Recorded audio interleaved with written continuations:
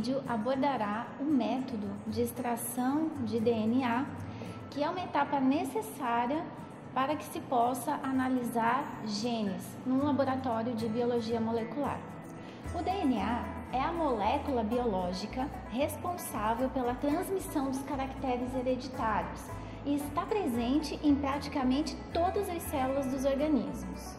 O primeiro passo da análise de genes costuma ser o isolamento de DNA. O objetivo dessa metodologia é obter o DNA separado dos demais componentes celulares, sejam eles as membranas, as organelas, proteínas e demais componentes do citosol.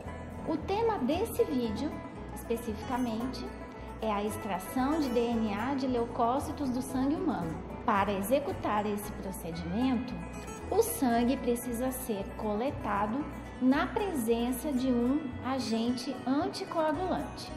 O sangue é um tecido constituído por hemácias ou glóbulos vermelhos, que são responsáveis pelo transporte de oxigênio. Leucócitos ou glóbulos brancos relacionados às funções de defesa. Plaquetas envolvidas no processo de coagulação e o plasma, que é o líquido constituído por proteínas e outras moléculas orgânicas e inorgânicas que banha os tipos celulares. Os leucócitos são as células nucleadas das quais pretende-se extrair o DNA.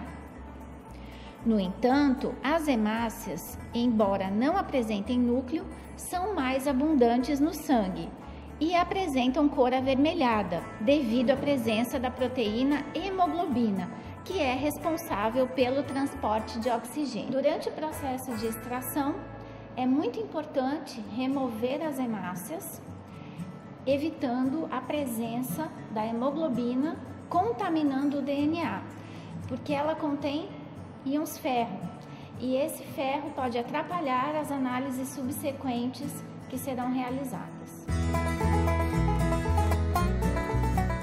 A primeira etapa da extração de DNA de leucócitos consistirá justamente na remoção das hemácias.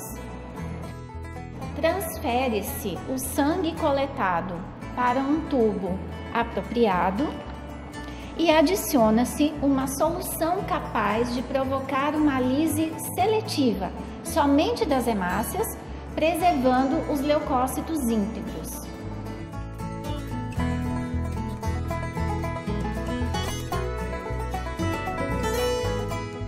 Nesse tampão, o agente Triton X100 é um detergente responsável pela lise das membranas, permitindo assim o rompimento das hemácias e a sua remoção por centrifugação do processo de isolamento.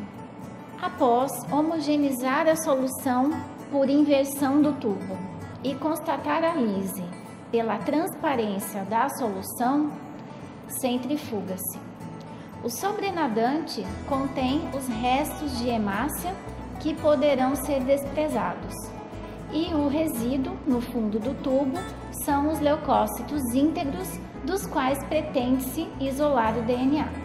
A segunda etapa é a lise das células que contêm o DNA que pretende-se isolar, que são os leucócitos.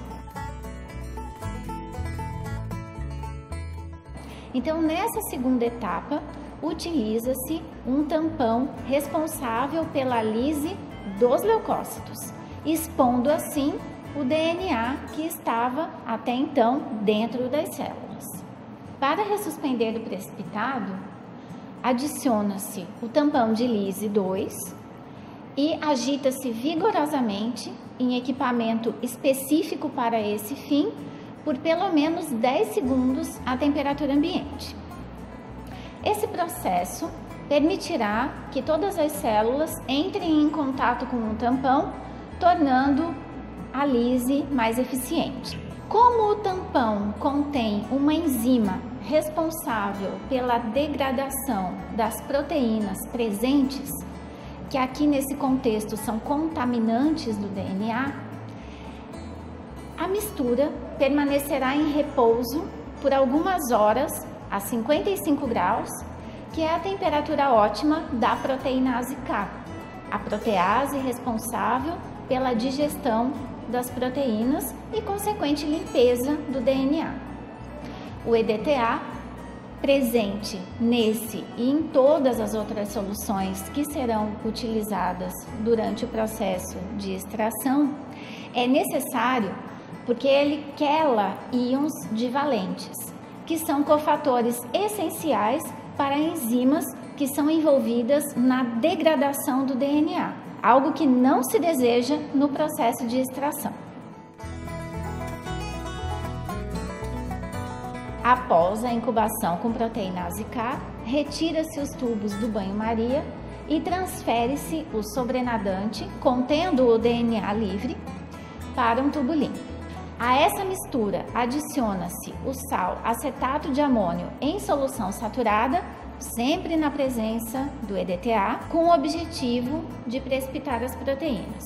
Após a homogeneização, leva-se os tubos à centrífuga para que o resíduo resultante de proteínas precipitadas possa ser eliminado. E o DNA, mais limpo agora, permanece no sobrenadante.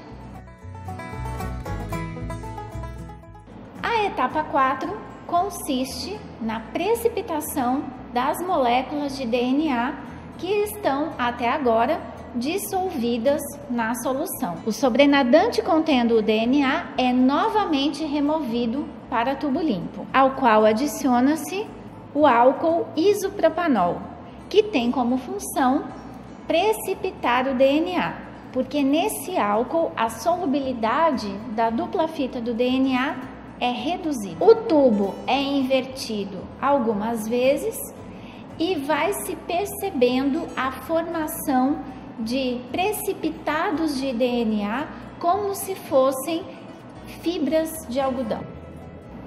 O DNA precipitado é então novamente centrifugado para formar um depósito no fundo do tubo e poder ser isolado da solução.